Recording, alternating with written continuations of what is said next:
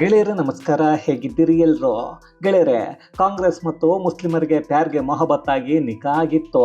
ಈಗ ನೋಡಿದರೆ ತಲಾಖ್ ಆಗಿದೆ. ಕಾಂಗ್ರೆಸ್ ಪಕ್ಷ ಕರ್ನಾಟಕವನ್ನು ಸದ್ಯದಲ್ಲೇ ಕಳೆದುಕೊಳ್ಳೋಕೆ ಮುಂದಾಗ್ತಾ ಇದೆ. ಇಲ್ಲಿಯವರೆಗೂ ಮುಸ್ಲಿಂ ನಾಯಕರ ವಿರುದ್ಧ ಶಿಸ್ತು ಕ್ರಮದ ಹೆಸರಲ್ಲಿ ವಜಾ ಮಾಡಿರೋದಕ್ಕೆ ಈಗ ಕರ್ನಾಟಕದ ಬಹುತೇಕ ಮುಸ್ಲಿಮರು ರೊಚ್ಚಿಗೆದ್ದಿದ್ದಾರೆ. ಜಮೀರ್ ಅಹಮದ್ ಖಾನ್ ನೇತೃತ್ವದಲ್ಲಿ ಹೊಸ ಪಕ್ಷವನ್ನೇ ಕಟ್ಟೋ ಘೋಷಣೆಯನ್ನ ಮಾಡ್ತಾ ಇದ್ದಾರೆ. ಮುಂದಿನ ಚುನಾವಣೆಯಲ್ಲಿ ಕಾಂಗ್ರೆಸ್ಗೆ ಬುದ್ಧಿಯನ್ನ ಕಲಿಸೋಕೆ ತಯಾರಿಯನ್ನ ಮಾಡಿಕೊಂಡಿದ್ದಾರಂತೆ. ಅದರ ಜೊತೆಗೆ ಸಿದ್ದರಾಮಯ್ಯ ಕಳೆದ ಚುನಾವಣೆಯಲ್ಲಿ ಮುಸ್ಲಿಮರಿಗೆ ಯಾವೆಲ್ಲ ಭರವಸೆಗಳನ್ನ ಕಳ್ಳತನದಿಂದ ಕೊಟ್ಟಿದ್ರು, ಅವರಿಗಾಗಿ ಏನೆಲ್ಲ ಮಾಡಿಕೊಡ್ತೀನಿ ಅನ್ನೋದನ್ನ ಹೇಳಿದ್ರು ಅನ್ನೋದನ್ನ ಮುಸ್ಲಿಂ ನಾಯಕರೇ ಬಿಚ್ಚಿಡ್ತಾ ಇದ್ದಾರೆ.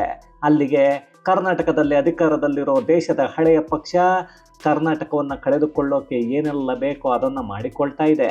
ಹಾಗಾದ್ರೆ ಮುಸ್ಲಿಂ ನಾಯಕರು ಕಾಂಗ್ರೆಸ್ ಮುಂದೆ ಇಡ್ತಾ ಇರೋ ಬೇಡಿಕೆ ಏನು?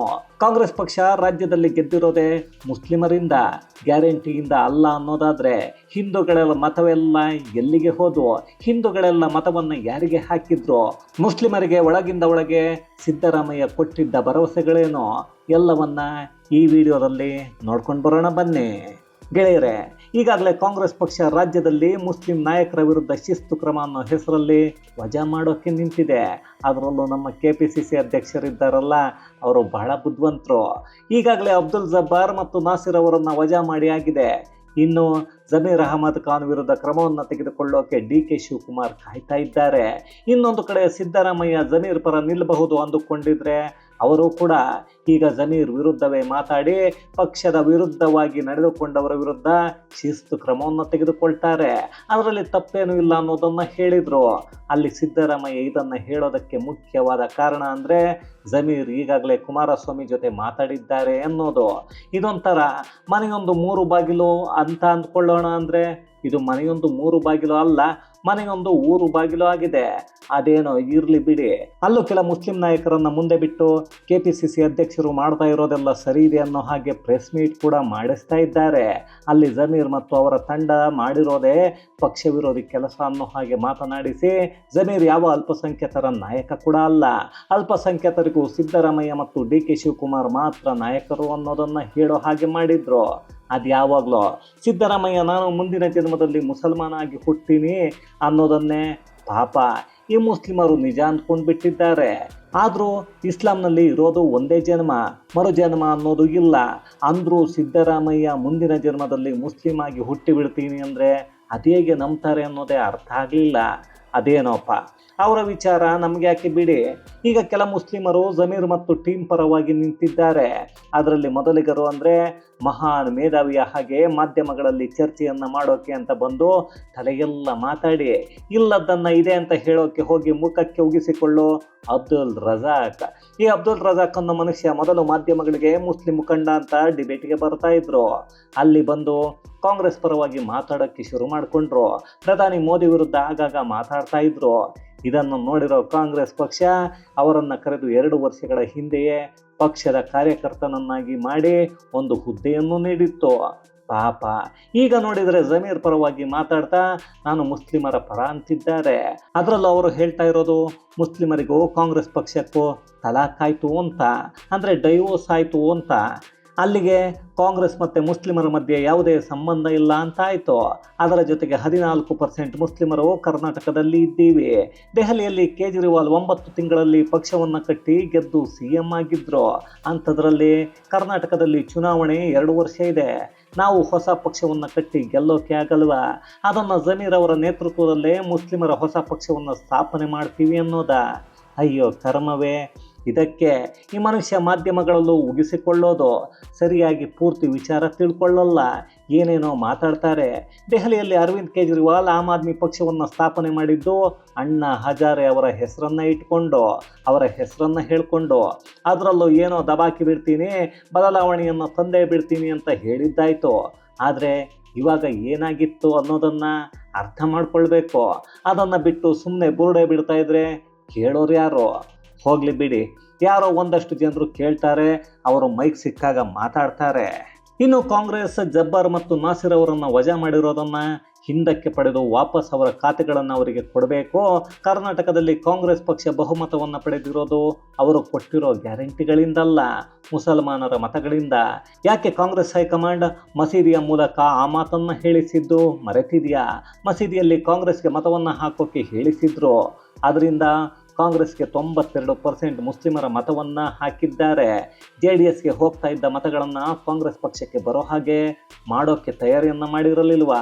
ಅದರ ಜೊತೆಗೆ ಕಾಂಗ್ರೆಸ್ ಗೆದ್ರೆ ಕೇವಲ 15 ದಿನಗಳಲ್ಲಿ ಮುಸ್ಲಿಮರಿಗೆ 4% ಮೀಸಲಾತಿಯನ್ನು ಕೊಡ್ತೀವಿ, ಶಾಲಾ ಕಾಲೇಜುಗಳಲ್ಲಿ ಹಿಜಾಬ್ಗೆ ಅನುಮತಿಯನ್ನು ಕೊಡಿಸ್ತೀವಿ, 14 ವರ್ಷ ಮೇಲ್ಪಟ್ಟ ಗೋವುಗಳನ್ನು ವಧೆ ಮಾಡೋದಕ್ಕೆ ಅಂದರೆ ಕತ್ತರಿಸಿ ತಿನ್ನೋದಕ್ಕೂ ಅನುಮತಿಯನ್ನು ಕೊಡ್ತೀವಿ ಅನ್ನೋ ಭಾಷೆಯನ್ನು ಸಿದ್ದರಾಮಯ್ಯ ಕೊಟ್ಟಿದ್ರು. ಆದರೆ ಯಾವುದನ್ನು ಅವರು ಮಾಡಿಲ್ಲ. ಅದೇ ಸಿಕ್ಕಾಪಟ್ಟೆ ಕೆಲಸ ಮಾಡ್ತಾ ಇರೋ ಜಮೀರ್, ನಾಸೀರ್, ಜಬ್ಬಾರ್ ಅವರನ್ನು ಈಗ ವಜಾ ಮಾಡ್ತಾ ಇದ್ದಾರೆ. ಅವರೆಲ್ಲ ಕಾಂಗ್ರೆಸ್ ಪಕ್ಷಕ್ಕಾಗಿ ಎಷ್ಟೆಲ್ಲ ದುಡಿದಿದ್ದಾರೆ. ಇದು ಮುಸ್ಲಿಂ ಸಮುದಾಯಕ್ಕೆ ಮಾಡ್ತಾ ಇರೋ ಮೋಸ, ದ್ರೋಹ, ವಂಚನೆ ಅಂತ ಪಾಪ ಹಾರಾಡ್ತಾ ಇದ್ದಾರೆ. ಅಲ್ಲ ರೀ, ಜಮೀರ್ ಮೊದಲು ಯಾವ ಪಕ್ಷದಲ್ಲಿ ಇದ್ರು? ಕಾಂಗ್ರೆಸ್ ಪಕ್ಷಕ್ಕೆ ಸಿಕ್ಕಾಪಟ್ಟೆ ಕೆಲಸ ಮಾಡಿದ್ದಾರೆ ಅಂದರೆ ಅದು ಹೈಕಮಾಂಡ್ಗೆ ಗೊತ್ತಿರಬೇಕು. ಆದರೆ ಅವರ ಕ್ಷೇತ್ರವನ್ನು ನೋಡಿದರೆ ಊಟವನ್ನು ಮಾಡೋಕೆ ಆಗಲ್ಲ, ಊಟ ಹೊಟ್ಟೆಯ ಒಳಗೂ ಹೋಗೋದೇ ಇಲ್ಲ ಬಿಡಿ. ಇದು ನನಗೆ ಮಾತ್ರ ಅಲ್ಲ, ಅವರ ಕ್ಷೇತ್ರವನ್ನು ನೋಡಿರೋ ಪ್ರತಿಯೊಬ್ಬರಿಗೂ ಗೊತ್ತೇ ಇದೆ. ಆದರೂ ಕೆಲಸವನ್ನು ಮಾಡಿದ್ದಾರೆ ಅಂದರೆ ಎಲ್ಲಿ, ಯಾವಾಗ, ಯಾರಿಗೆ, ಅದು ಯಾವ ಕೆಲಸವನ್ನು ಮಾಡಿದ್ದಾರೆ ಅನ್ನೋದು ನಮಗಂತೂ ಗೊತ್ತಿಲ್ಲ. ಹಾಗೆ ಅವರು ಕೆಲಸ ಮಾಡಿರೋದೇ ನಿಜ ಆದರೆ ಮುಸಲ್ಮಾನರ ಬಾಹುಳ್ಯ ಇರೋ ಕ್ಷೇತ್ರ ಬಿಟ್ಟು ಬೇರೆ ಕಡೆ ಸ್ಪರ್ಧೆಯನ್ನು ಮಾಡಲಿ ನೋಡೋಣ. ಆಗ ಜಮೀರ್ ಕೆಲಸ ಮಾಡಿದ್ದಾರೆ ಅಂತ ನಂಬಬಹುದು. ಮುಸ್ಲಿಂ ನಾಯಕರ ವಿರುದ್ಧ ಕ್ರಮವನ್ನು ತಗೊಂಡ್ರೆ ಮುಂದಿನ ತಿಂಗಳು ಆಲ್ ಉಲಮಾ ಸಮ್ಮೇಳನ ಇದೆ. ಅಲ್ಲಿ ಎಲ್ಲರೂ ಸೇರಿ ದೊಡ್ಡ ನಿರ್ಧಾರವನ್ನು ಮಾಡಿ ಹೊಸ ಪಕ್ಷವನ್ನು ಕಟ್ಟೇ ಬಿಡ್ತೀವಿ, ಹುಷಾರ್ ಅಂತಿದ್ದಾರೆ.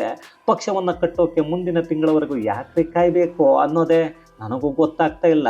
ಇವತ್ತೇ ಪಕ್ಷವನ್ನು ಕಟ್ಟಿದರೆ ಯಾರಾದರೂ ಬೇಡ ಅಂತಿದ್ದಾರಾ? ಇಲ್ವಲ್ಲ. ಆದರೂ ಈ ಮುಸ್ಲಿಂ ಮುಖಂಡರು ಕಾಂಗ್ರೆಸ್ ಪಕ್ಷವನ್ನು ಹೆದರಿಸುವ ಪ್ರಯತ್ನವನ್ನು ಮಾಡ್ತಾ ಇದ್ದಾರೆ ಅನ್ನೋದು ನಮಗೆಲ್ಲ ಮೇಲ್ನೋಟಕ್ಕೆ ಕಾಣಿಸ್ತಾ ಇದೆ.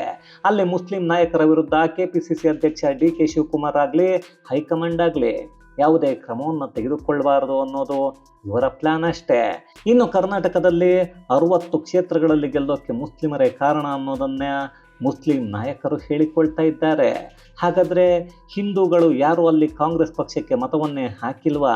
ಅಥವಾ ಎಲ್ಲರೂ ಮುಸ್ಲಿಮರಾಗಿ ಮತವನ್ನು ಹಾಕಿಬಿಟ್ರಾ?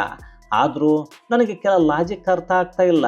ಇಸ್ಲಾಂ ಅನ್ನೋದು ಒಂದು ಜಾತಿ ಅಲ್ಲ, ಬದಲಾಗಿ ಅದೊಂದು ಧರ್ಮ ಅಥವಾ ಪಂಥ.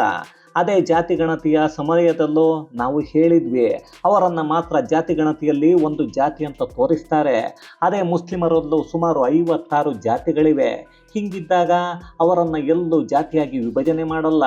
ಅದೇ ಹಿಂದೂಗಳನ್ನು ಜಾತಿ, ಉಪಜಾತಿ ಅಂತ ಎಲ್ಲವನ್ನು ಒಡೆದು ವಿಭಜನೆ ಮಾಡಿ ಜಾತಿ ಗಣತಿಯನ್ನು ಮಾಡ್ತಾರೆ. ಆಗ ಮುಸ್ಲಿಮರ ಸಂಖ್ಯೆ ರಾಜ್ಯದಲ್ಲಿ ಜಾಸ್ತಿ ಕಾಣಿಸುತ್ತೆ. ಒಂದು ಧರ್ಮ ಅಥವಾ ಪಂಥವನ್ನು ಜಾತಿ ಅಂತ ತೋರಿಸೋದು ಅದೆಷ್ಟು ಸರಿ? ಅವತ್ತು ಕಾಂಗ್ರೆಸ್ ಪಕ್ಷ ಮಾಡ್ತಾ ಇರೋದೇ ಸರಿ ಅಂತ ಮಾತಾಡಿದ್ದವರ ನಾಲಿಗೆ ಇವತ್ತೇನಾದರೂ ಬಿದ್ದು ಹೋಗಿದೆಯಾ? ಅಲ್ಲಪ್ಪ, ನಮ್ಮ ಹಿಂದೂಗಳೆಲ್ಲ ಸೇರಿದರೆ ಸುಮಾರು 1.5 ಲಕ್ಷದಷ್ಟು ದಾವಣಗೆರೆಯಲ್ಲಿ ಇದ್ದೀವಿ ಅಂತ ಮಾತಾಡೋದಕ್ಕೆ ಆ ತಾಕತ್ತು ಇಲ್ಲದ ಇವರೆಲ್ಲ ಯೋಗ್ಯರು. ಇಂಥವರನ್ನೇ ನಾವು ಆಗಾಗ ಹೇಳ್ತಾ ಇರ್ತೀವಿ, ಹಿಂದೂ ವಿರೋಧಿ ಹಿಂದೂಗಳು ಅಂತ. ಇಂಥವರು ಹಿಂದೂಗಳಾಗಿ ಅಥವಾ ಭೂಮಿಯ ಮೇಲೆ ಹುಟ್ಟೋದೇ ತಪ್ಪು. ಈಗಲೂ ಹಿಂದೂಗಳು ಒಂದಾಗಲ್ಲ. ಜಾತಿ ಮುಖ್ಯ ಅನ್ನೋದೇ ಆದರೆ ನಿಮ್ಮ ಕರ್ಮ, ಹೆಂಗಾದರೂ ಹಾಳಾಗಿ ಹೋಗಿ. ಇವೊಂದನ್ನು ಮಾತ್ರ ಸರಿಯಾಗಿ ಅರ್ಥ ಮಾಡ್ಕೊಳ್ಬೇಕು, ಅದು ಯಾವುದೇ ಪಕ್ಷ ಆಗಲಿ ಮೊದಲು ಮನುಷ್ಯರು ಅಂತ ನೋಡೋದನ್ನು ಕಲಿಬೇಕು. ಮುಸ್ಲಿಮರ ಜನಸಂಖ್ಯೆ ಜಾಸ್ತಿ ಇದ್ದರೆ ಅಲ್ಲಿ ಟಿಕೆಟ್ ಕೊಡಬೇಕು ಅನ್ನೋ ರಿಸರ್ವೇಷನ್ ಭಾರತದ ಸಂವಿಧಾನದಲ್ಲಿ ಇಲ್ಲ. ಯಾಕಂದರೆ ಭಾರತ ಇಬ್ಬಾಗ ಆಗಿದ್ದೆ, ಭಾರತ ಅನ್ನೋ ದೇಶ ಆಗಿದ್ದೆ ಹಿಂದೂಗಳ ಆಧಾರದ ಮೇಲೆ. ಅದೇ ಕಾರಣಕ್ಕೆ ಅಲ್ಲಿ ಮುಸಲ್ಮಾನರಿಗೆ ರಿಸರ್ವೇಷನ್ ಇಲ್ಲ, ಅದು ಸಂವಿಧಾನದಲ್ಲಿ ಸಿಗೋದು ಇಲ್ಲ. ಅದೇ ರಿಸರ್ವೇಷನ್ SC ಮತ್ತು STಗಳಿಗೆ ಮಾತ್ರ ಕೆಲ ವರ್ಷಗಳಿಗೆ ಇತ್ತು.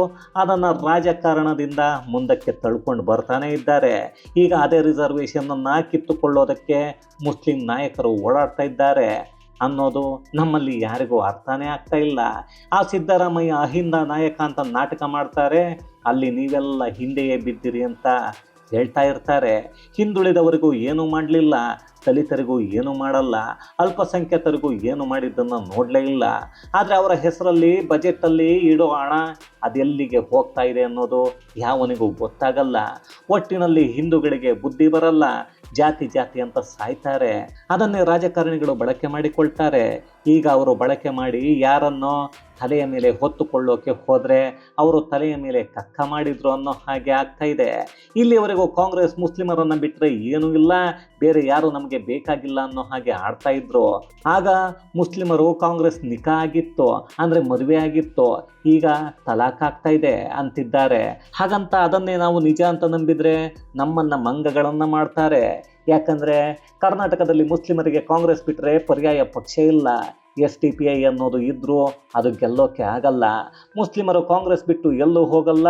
ಆದರೂ ಒಳ್ಳೆಯ ನಾಟಕ ಮಾತ್ರ ನೋಡೋದಕ್ಕೆ ಕರ್ನಾಟಕದ ಜನರಿಗೆ ಸಿಗ್ತಾ ಇದೆ. ಅದೇನೇ ಆದರೂ ಇಲ್ಲಿ ಇನ್ನೂ ಯಾವ್ಯಾವ ನಾಟಕಗಳು ಯಾರ್ಯಾರ ಅಧ್ಯಕ್ಷತೆಯಲ್ಲಿ ನಡೆಯುತ್ತವೆ ಅನ್ನೋದನ್ನು ಕಾದು ನೋಡೋಣ ಬಿಡಿ. ಇದು ಗೆಳೆಯರೆ, ಕರ್ನಾಟಕದಲ್ಲಿ ಕಾಂಗ್ರೆಸ್ ಮತ್ತು ಮುಸ್ಲಿಮರ ನಡುವೆ ತಲಾಕ್ ಆಗಿರೋದ್ರ ಕುರಿತಾದ ಒಂದಷ್ಟು ಮಾಹಿತಿ. ಮತ್ತಷ್ಟು ವಿಶೇಷತೆಗಳೊಂದಿಗೆ ಮುಂದಿನ ವಿಡಿಯೋದಲ್ಲಿ ಭೇಟಿಯಾಗೋಣ. ಅಲ್ಲಿಯವರೆಗೂ ಕನ್ನಡವೇ ಸತ್ಯ, ಕನ್ನಡವೇ ನಿತ್ಯ.